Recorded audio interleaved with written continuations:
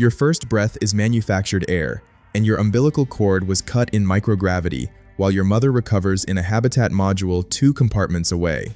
Somewhere back on Earth, a billionaire is drafting a press release about humanity's next chapter. And he's not mentioning what human spaceflight medicine already knows about what happens over the next 18 years. What happens is this: your bones build themselves wrong. Your heart calibrates to pressure gradients that don't exist on any planet. Your brain develops with no concept of down. And by the time anyone realizes the full extent of the damage, you'll be the first human being who can never visit the planet your entire species came from. Welcome to existence, and nobody asked your permission. 4 forces are shaping every cell division in your new body, and I call it the Developmental Tetrad. Gravitational loading comes first, because your skeleton thinks weight is optional. Fluid dynamics comes second, because your cardiovascular system is calibrating to pressure gradients that vanish the moment you encounter a planet. Radiation exposure comes third, because your DNA is absorbing hits before you can even open your eyes. Vestibular calibration comes last, because your brain will spend its entire existence never learning which way is down. The animated renders show children playing in biodomes, and the TED Talks show smiling families strolling through Martian greenhouses.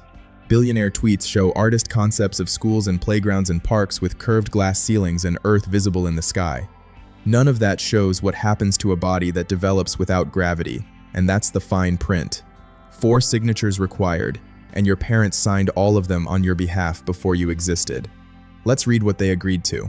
The promotional materials never visualize this part. Those children running through glass-domed habitats would have bones like wet chalk, and here's why that's not an exaggeration. On Earth, your skeleton develops under constant gravitational stress through a process called mechanotransduction, where mechanical forces trigger cellular bone response. This principle was first described in 1892 as Wolff's law.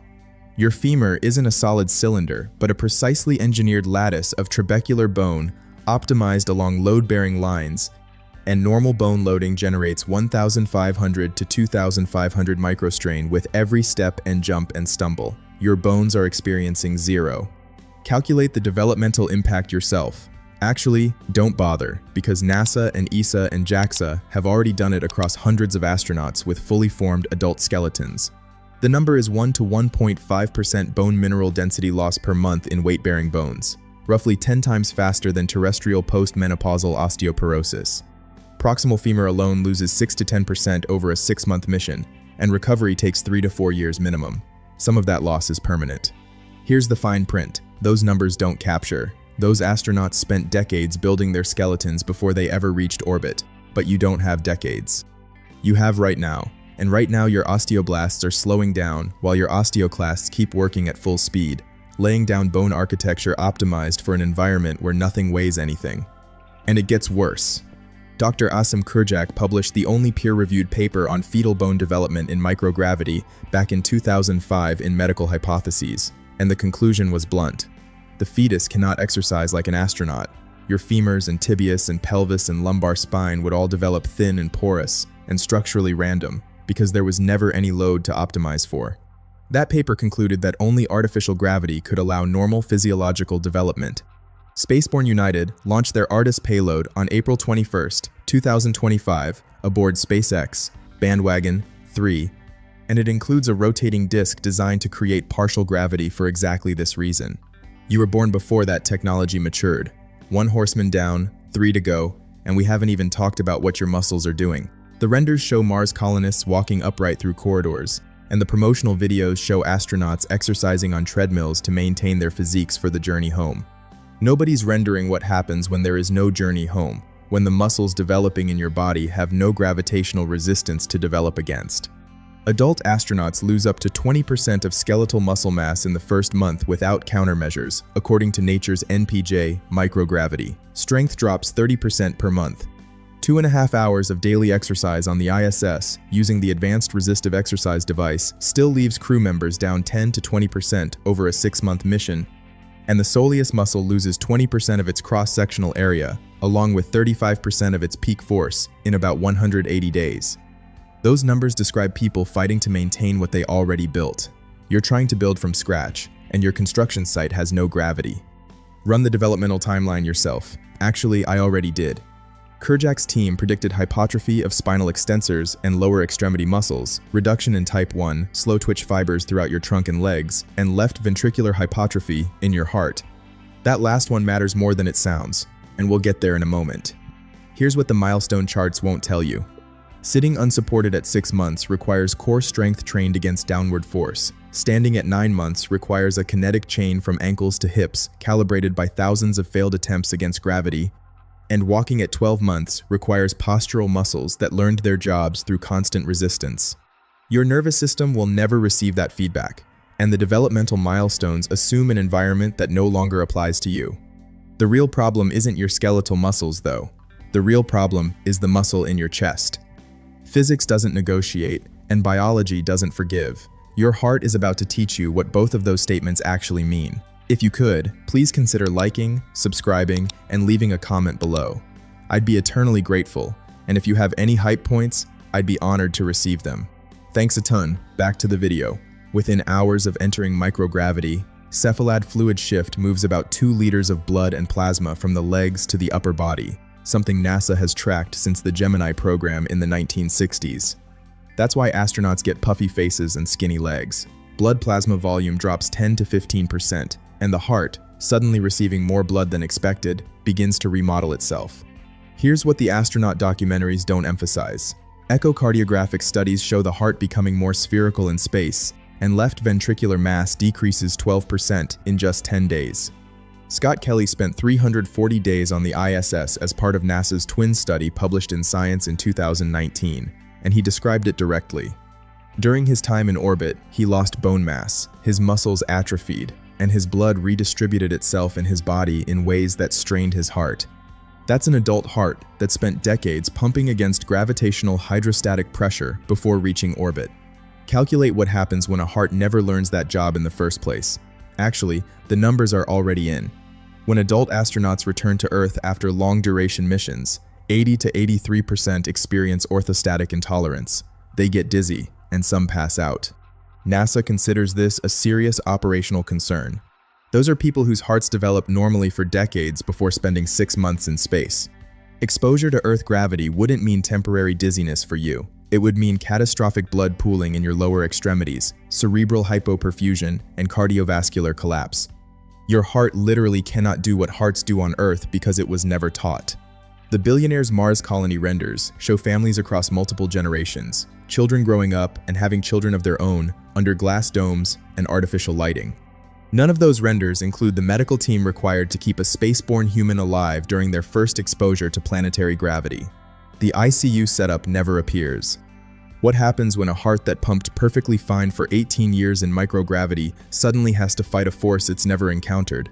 That part stays off camera. 3 horsemen down, 1 to go. And this last one is the one that makes Earth a foreign planet forever. Right about now, some of you are thinking this doesn't apply to you because you're never signing up for Mars, which means this is entertainment rather than preparation. Here's why that confidence might be misplaced. The same developmental biology that makes spaceborne humans incompatible with Earth applies to every orbital habitat being designed right now, including Axiom and Starlab and Orbital Reef. These are the commercial space stations that your tax dollars and pension funds are financing, and if humanity expands beyond Earth in your lifetime, these are the terms of the expansion. Whether you're going or just voting on the funding, this is the contract nobody's reading. Vestibular calibration deserves its own explanation, because this is where the fine print gets philosophical. Your inner ear contains the otolith organs and semicircular canals, specifically the utricle and saccule for detecting linear acceleration and the canals for angular acceleration. These structures use tiny calcium carbonate crystals to sense gravity and movement, and they tell your brain which way is down. They're why you can close your eyes and still know you're upright. Microgravity unloads the otoliths completely, which means they cannot detect down because there is no down. Up to 50% of astronauts experience space adaptation syndrome for the first 2 to 4 days, dealing with nausea and vomiting and disorientation as their brains learn to ignore vestibular input. Here's what happens when those brains already learned to ignore it from the beginning.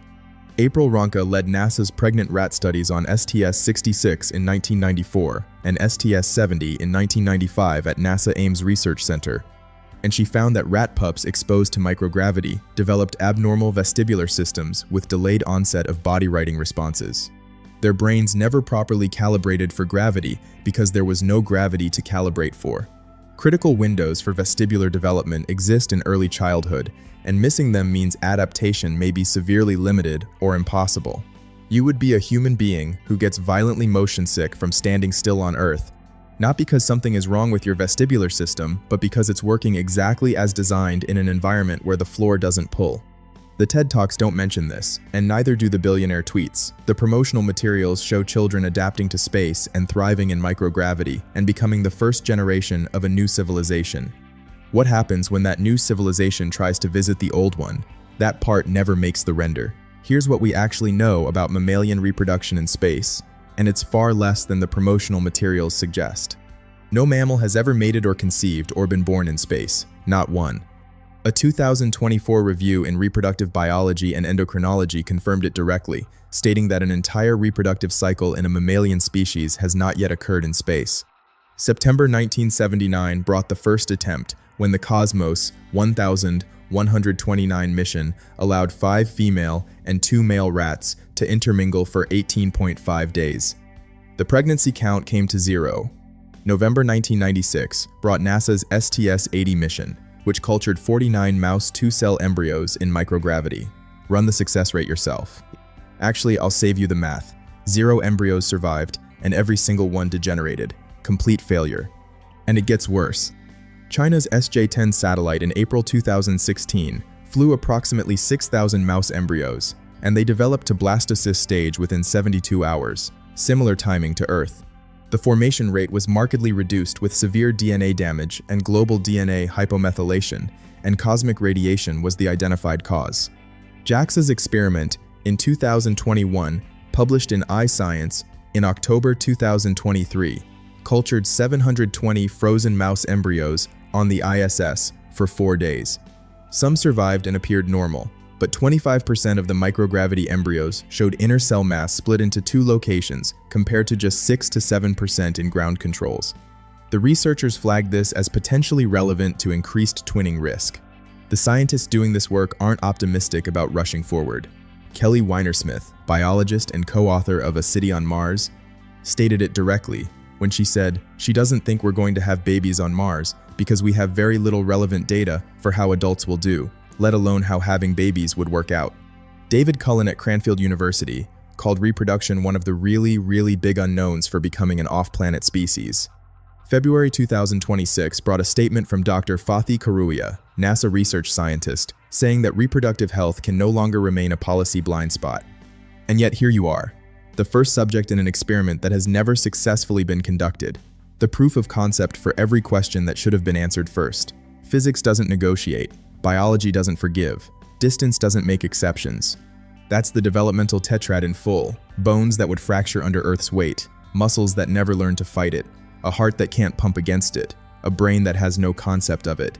The press releases will call you a milestone, and the documentaries will call you a pioneer. Billionaire tweets will call you proof that humanity's future is multiplanetary. None of them will mention that you can never visit the planet your entire species evolved on. None of them will explain that your body, functioning perfectly in the environment where it developed, would collapse within hours of exposure to the gravity your ancestors took for granted. You didn't sign the contract because you couldn't, because you didn't exist yet. The terms were already written into your biology from the first cell division, and they're non-negotiable. That's the fine print on being born in space. Everything the recruitment materials leave out and the animated renders don't show, and the billionaire press releases skip between the historic birth announcement and the celebration of humanity's next chapter. You're not a pioneer, you're a data point, and the data you're generating, whether anyone asked your permission or not, will determine whether anyone else is born this way on purpose. What's the next cosmic fine print you want read? Drop it in the comments.